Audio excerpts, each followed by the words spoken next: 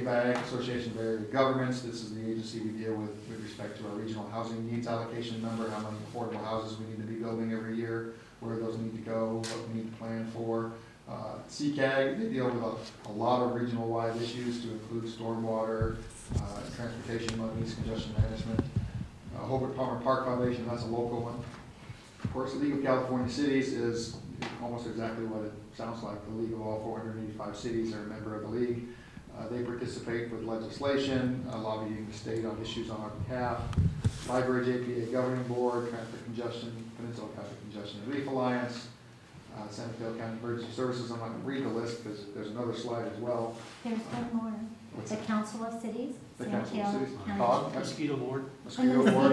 Yeah. They are numerous. And their audit did a great job. Yeah.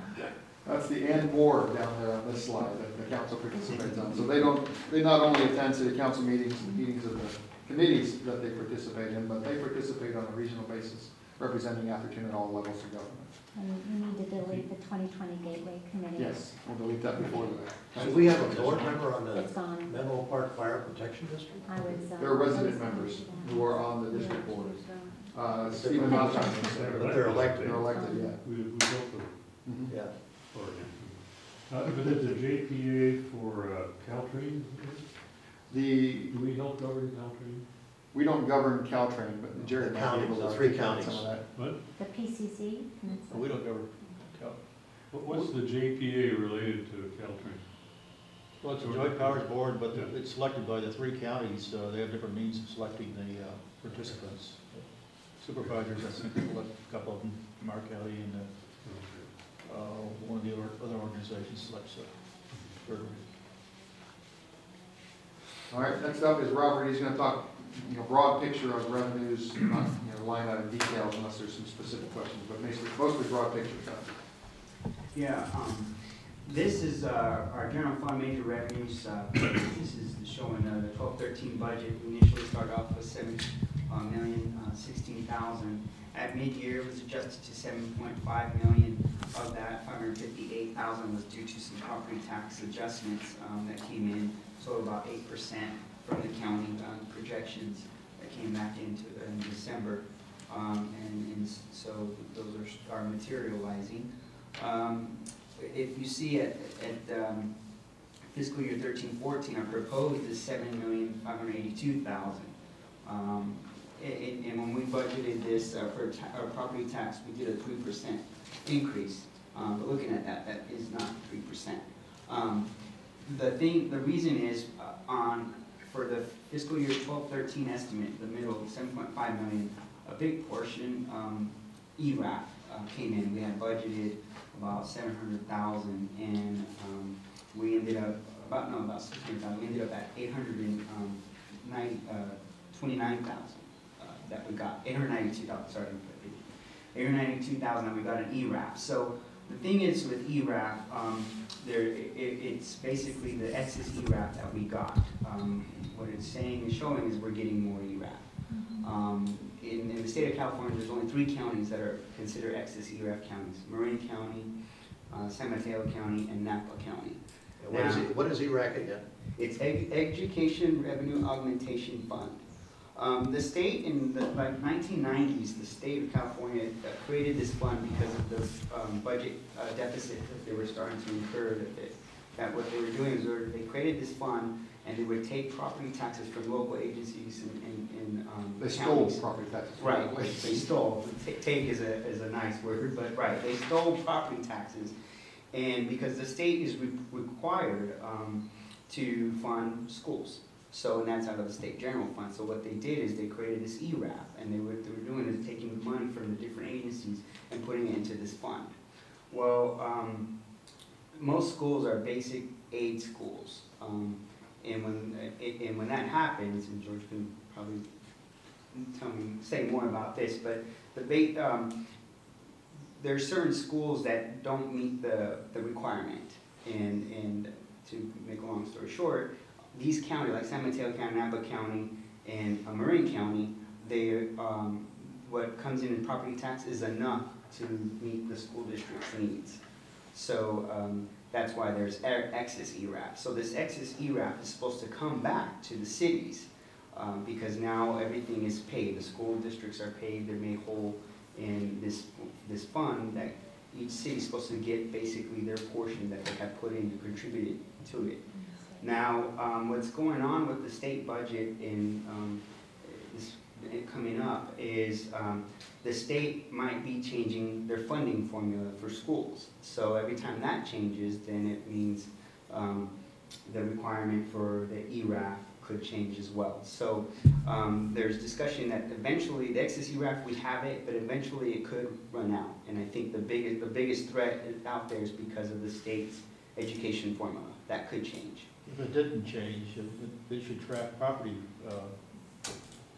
taxes, shouldn't it, as far as growth goes? It should, but the way the state monkeys with it, they keep identifying pockets of increases that they can And they manipulate it to keep taking more and more. But just so I understand it, that means in those 3 counties, more taxes were collected by the state than it costs to run the schools that we operate. And so we get the excess back. The excess should come back to us. Mm-hmm.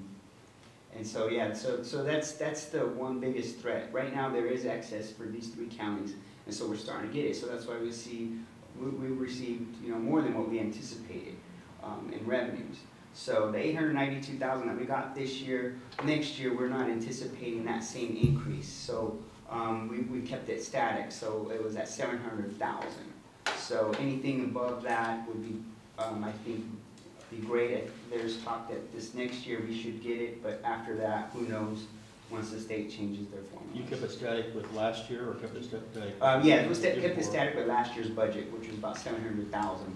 Even though when we updated our mid-year, we booked it at $892,000 of what actually came in, so we increased our budget to match that. Presently, the 3 counties, Napa, San Mateo, and Marin County, that Robert mentioned, they're kind of flying under the radar with the state budget process. The state hasn't identified these excess ERAF as a target to take, but they're getting wise to that, and they're trying to figure out a way to remodel the formula so they get more and more of that and can identify what they want to spend it on. And it's basically an attempt to relieve the state's general fund obligation with respect to Prop 98 schools. So, the finance directors and the city managers are listening, are talking with state representatives, and the threat is that it might go away, but it's been under threat for the last 10 years plus, and it really hasn't gone away, it's just kind of increased. So the higher it gets, the more of a reality that threat is, so we've just kind of kept it at a static rate from prior years. Yeah. That way, if there is a dramatic change, it's not a big hit to us. We've done it smoothly. I'll just add, in all the League of California Cities meetings that I've been attending, from the boot camp just in this January to last September, all the panels are talking about this ERAF going to be taken away. I mean, just warning cities to not start to be, looking at that revenue source as a guarantee. So in San Mateo County and those other counties. So it's something that ours is a pretty big number, and we just cannot look at that long term as a guarantee. Right, and a lot of cities are worried about that because some cities they're in the millions for excess ERAF. We're almost to $1 million, but other cities they've been receiving that consistently. And the scary thing is, it's going away. And once they hear that, or they've been communicated that, they've been scared. Oh, wait a minute, that's a big chunk. That's awful lot amount of money. So yeah, that's something that we'll continue to monitor as we go forward in the next fiscal years. This next slide is our property tax. Franchise fees. Sorry, our franchise fees. And this is basically our franchise fees. Majority we only have 4 components. It's utilities, garbage, cow water, and cable that we receive franchise fees for.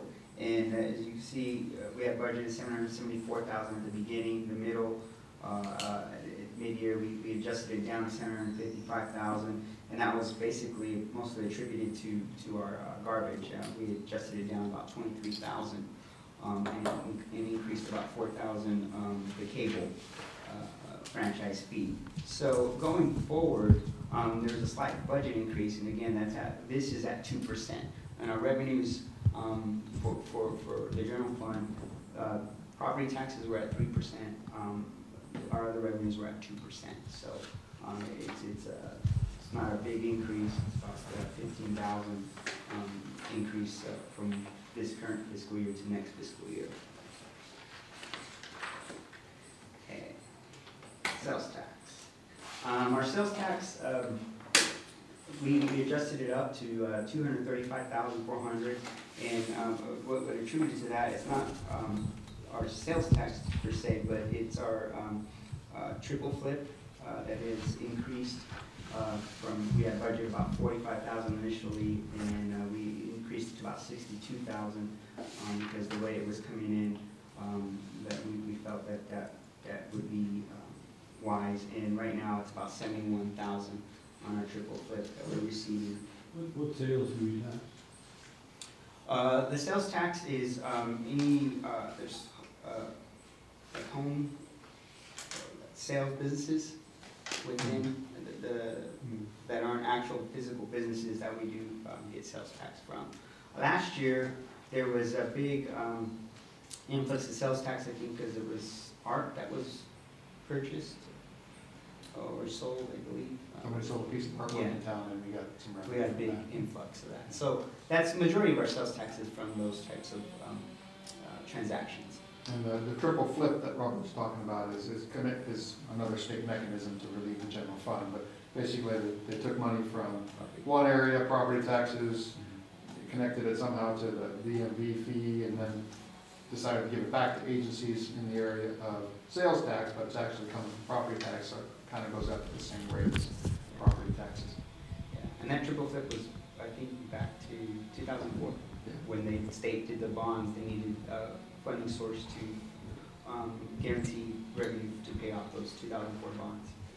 So that's what is still in effect going forward. So our sales tax is we're only projecting it to go up to 240,000 this next fiscal year, and anything that we do get, we will monitor, and hopefully with the triple flip increases, that will continue to get more windfall. Business licenses, majority of business licenses, we kept it static from the beginning of the year to this year. For next year, 163,200 is what we're forecasting. Right now, we're about 151,000 in business license revenue. So, and I think that we'll be able to, we'll make 160,000, but also we believe that for next year, we anticipate to. How many business licenses are there out there from town? There's, I can get that number for you, but I think about at least 1,000 or 2,000. We charge, it's 100. There's different categories. There's a $125 fee. There's 4 different categories that we have and that we charge. It's nice to see a little table there. It's the kind of a business and the number of entities. I brought it People too. working out of their homes, so Well, it's mostly contractors, tree trimmers, Construction. construction workers, plumbers. So it's a good flow and influx that we do get for, as construction goes up, our business license will go up because they know they come and they have to take out a business license. Most of our business license is a flat business license fee. Some jurisdictions, there's business licenses are based off of gross sales, a certain percentage of sales within the jurisdiction, and then it charges so much. Do you have to have an election now or a vote now to change that? Business licenses is a tax. Yeah. So, but you've applied, what, a 2% Yes, ma'am. increase? So we're not increasing our fees, but we're No. just anticipating a 2% growth, just in general? Yes, and I think and that it gets attributed with our building revenues and fees. A lot of it's roofers also are a big part of it, I plumbers. wonder if that's realistic, just, So everybody's gotta have a license in the city to come work in your home? Yes. Yes. We just found some. I don't do gardening work. How is that enforced? Excuse me? How is that enforced? We have our code enforcement verifies, that when they go out, and that's something that we continue, we'll make sure that we enforce it more. But as they go to do inspections, everyone knows, that they have to get a business license. It's part of the process through, our pre-con meetings, and making sure that you let your subcontractors know that they have to take out a business license. That's what all the subcontractors. Yes. Yes. That's not being. Mobile Steiner's doing it too? Yeah, you mean Yes, Catering trucks? the food trucks. Yes, The food they've they're- started to come in, and that's something that too, that I think, as we discuss as a staff in an organization, that's one of the processes that we do look at, is making sure that continues to get enforced. But that seems like it's a very nominal fee for them. I mean, it's like a $40 fee, a $40 permit, which seems, For a year. for a year, which seems incredibly low to me. So that's something that council may want to look at. Do they pay sales tax too? No. On food, I guess. Redwood City did that a couple of years ago, and the way they sold it was that they had not adjusted it for inflation for like 20 years. And so they got an increase in the business license tax passed based on that inflation only adjustment. Well, we ought to look at the categories and ought to look at comparable numbers with some of the local back how long? agencies around here. Yeah. Business licenses kind of fall under the radar sometimes because they are taxed. People don't want to go out to a measure to increase them. There's no tracking between a P.O. box listing and a residential address. Right. We have a business listed in a P.O. box, but the address that's associated to it happens to be sitting in Atherton, but the P.O. box might be in Brisbane Park. Correct. Yeah, there's no, okay. Isn't there some linkage you could do with tax returns or something like that? We don't get that. From an audit, no, but there are auditing people out there that do that sort of thing. That look at Yeah, we businesses, had returns. HDL come through, I think, and do that, or Muni Services, I think it was. Muni Muni Services. Services, they came through and correlated Right. licenses versus revenue and. When we had all that business license refund stuff back in 2008. If you look at the spreadsheet, I mean, you can tracking the spreadsheet. 2008, we had this huge refund going out in a big deficit. But it seems like we're pretty steady about $160,000 a year in income business licenses. Yeah, we're just, we're not trying to pad it and make sure, this is what we get. We're just looking at our trend, seeing how we've been last couple of years, and I think, as business building continues, and we think that'll increase. The next slide is our planning fees. Planning this is majority of the revenue that comes in for the planning department is the planning fees for work that's going to come up down the pipe. And right now, we had adjusted it up to $175,000 in mid-year, and currently we're at $164,000. We still have May and June to come into play, so we believe that we'll meet the $175,000 goal. And again, just a nominal 2% increase to $178,000 for planning fee revenue to come in. And again, they're related to the development and building within the community. How long does this stay open? Is it 2 years still? The planning applications, before you actually have to pull a building permit, I think it's 2 years. Is it 2? Building permit itself expires 6 months after issuance unless you do an inspection.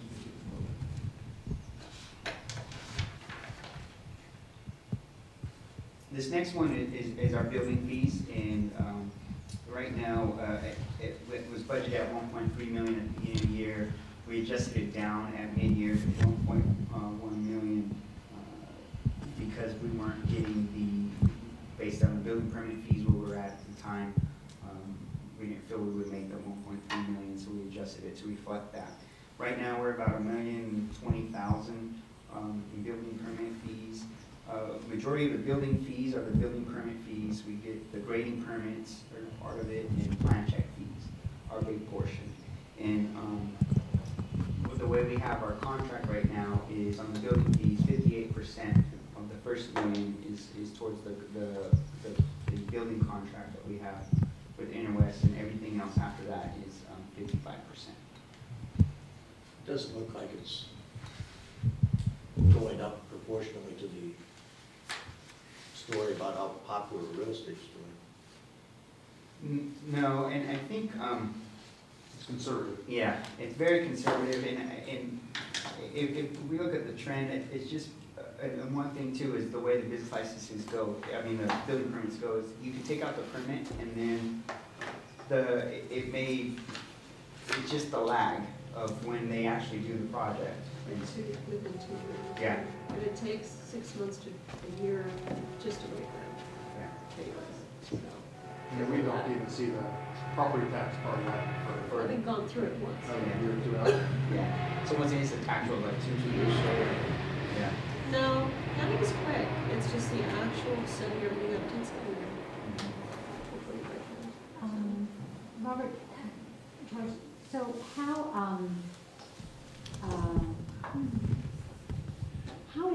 long is our contract with Interwest? Interwest is actually up for renewal. It's got 2 years of not automatic, but authorized extensions. So in June, you'll see another request to extend the contract by its final year within its current contract. Okay. I'm just wondering, it just seems like the revenue that we're seeing is, I guess it seems lower to me than it should be. Given the activity. Given the activity. Yeah. But maybe the flip side is that our costs of providing those services is already factored into this. And so Correct. this is like profit almost, right? I mean, it's Theoretically. theoretically, Yeah. because once we get this revenue, they've already taken out their costs of doing the service. Well, their percentage regardless of their cost. Now, our cost is always, it's going to be close to the revenue side, because we've also got administrative overhead costs as well connected to it, because that's just the contractual cost to provide the service. And we're in the midst of this fee study Yeah, that's going to make those closer. but the building department itself cannot make a profit. That's correct. Right. Whatever services we provide, we have to pay, Which is what that lease fund was before.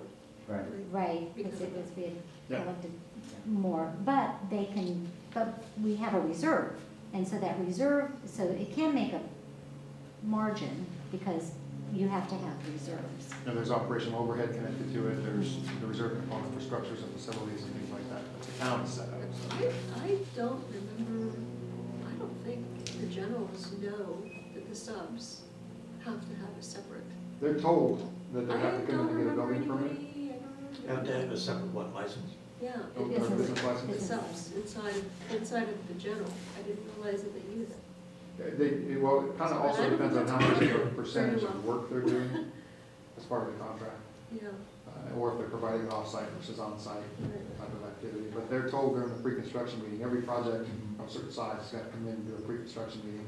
They sit down with the building inspector, building official, planning staff, everybody.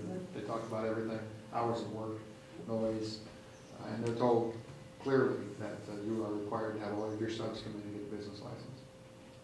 Now, enforcement is a different side of that That's equation. the, Yeah. that would be the key. Monitoring and. We've got an making 8-hour If you per can week think code about enforcement how many officer. subs on any site, you're looking at 30 to 40 different Mhm. hands, and that's a huge revenue source that could be coming in. And it's cyclical, like as the, spring starts, when the spring shows up and there's more building activity taking place, we start to see a pickup in business license fees. But I mean, we agree that that's something that, monitoring and enforcing it is one of the things that. Well, what are we using for a base now to set our building fees? What cost data? It's based on square footage, and it's on the Uniform Building Code of the State of California, and it's based on, It's a, previous values, the wrong word. Valuation. it's a Valuation. fee per foot. Well, before we outsourced the service, we had, every 3 years, I think, we did a study and we adjusted the rate up or down That's what we're talking about. That's what we're doing. Fee Right, we're doing a allocation. fee study now. Fee study, But yeah. what are you using for cost? Just, do you go into Interwest and get their costs? Yeah, we get with the consultant, we provide them the cost that it takes, that we incur with Interwest, and then the cost that our own overhead within the town. for No, but the that. cost you pay Interwest is a percentage of the fee, and it's circular. Are you talking about the fee for the building permit or the cost to provide the service? The cost to provide the service. Um, Otherwise, Interwest gets a fixed percentage, don't they, of the fee? They get a fixed percentage of the fee we charge. And then when you do your fee study, do you use that data, or do you use the underlying cost that they incurred regardless of their percentage? I mean, it's circular if otherwise. Otherwise, if you use their 45%, is that what it is, 45%? They get. Well, the fee consultant comes in and looks at the amount of time it takes someone to process a building permit, how many inspections are required based on an hourly rate, and then helps set the fee. It's a detailed cost for the building bill. permit. Yeah, and we do take into consideration, because we create a hourly rate for the public works director, which is Interwest. So that's built into the fee study, because we have to do the rate. We get the rate, what is it called? Including operational overhead. Yeah. Cost of light, copiers, Yeah. that sort of thing. But this is the portion that we keep.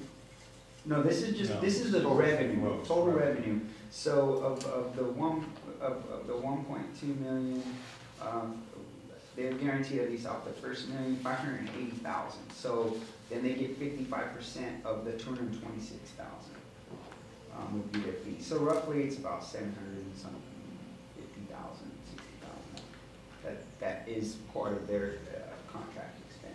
And of course, our cost goes down as revenue goes down, so business goes down.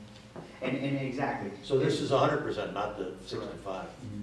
Well, then it just doesn't seem right that those numbers are that low for these periods of time.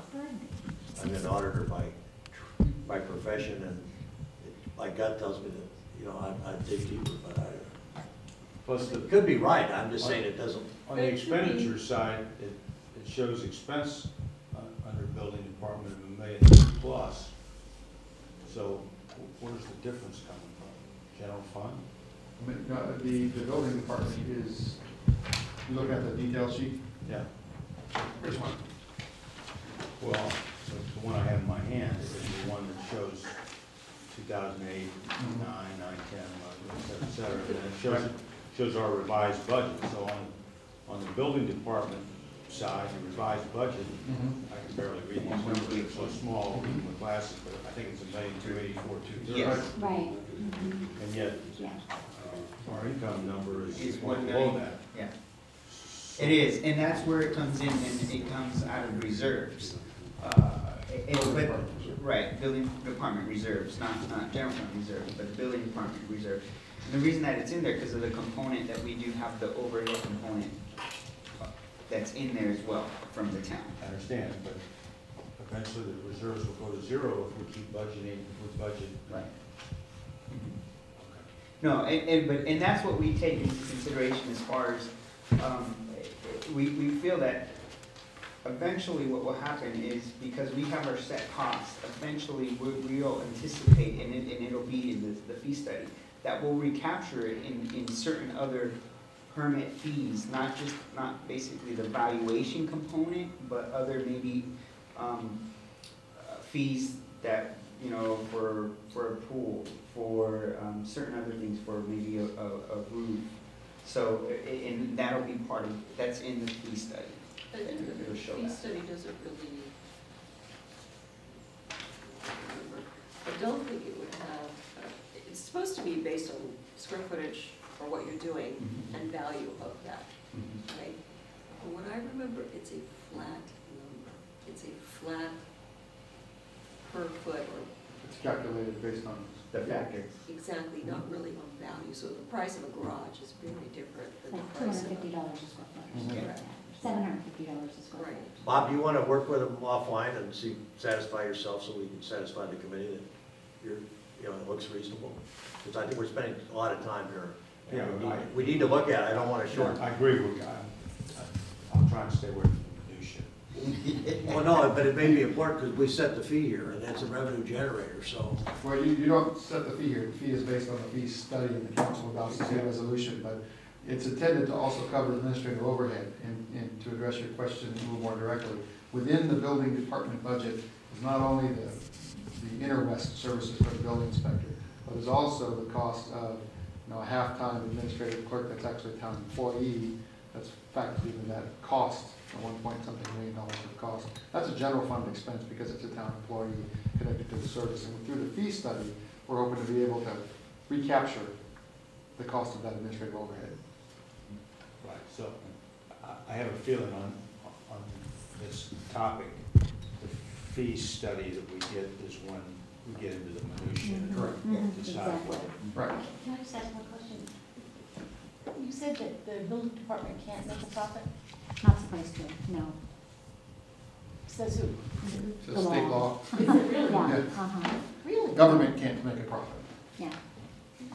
On their residents, because the yeah, right. It becomes a tax.